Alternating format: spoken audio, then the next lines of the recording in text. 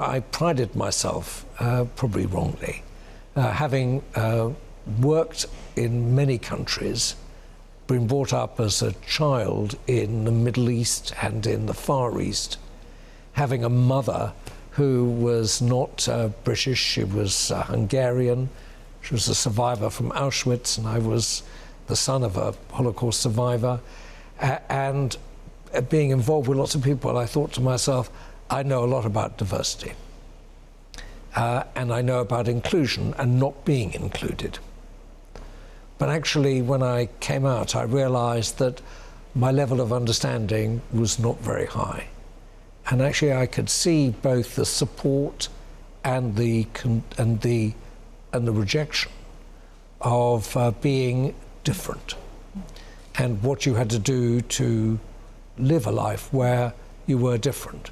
And I'm immensely pleased that I was outed when I was 60, just under 60.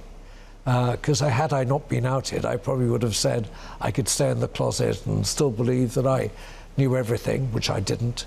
And that was a very important moment for me. Was there any bitterness in being outed instead of coming out on your terms? No, curiously, no. I mean, I thought that I looked at myself and realized that I had a set of assumptions which were built into me in the 50s and 60s. You know, my mother would always say, never tell anyone a secret, because they'll use it against you.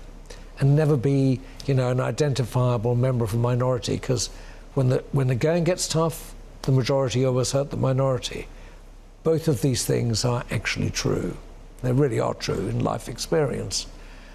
But they were drilled into me, and then it were lots of, you know, homophobic jokes and things like that. So I got into the closet, threw away the key, and then I didn't change anything. And of course, life started changing, but I didn't change in line with life, that aspect of me. And I'm very pleased that, you know, when I had a shock that to be outed, I realized that what I'd done was wrong, and I should have updated I should have looked around. I should have just said, you know, tell me about myself, you know. When I presented my book, The Glass Closet, which I wrote about coming out in business and being gay in business, was a decade ago, I presented it at the Hay Festival. And right at the end of the presentation, a man stood up in the audience and he said, you know, I work for one of your competitors. And he said, you know, we all knew you were gay for a long time. The problem was none of us were brave enough to come and tell you you were gay. And I thought that said everything.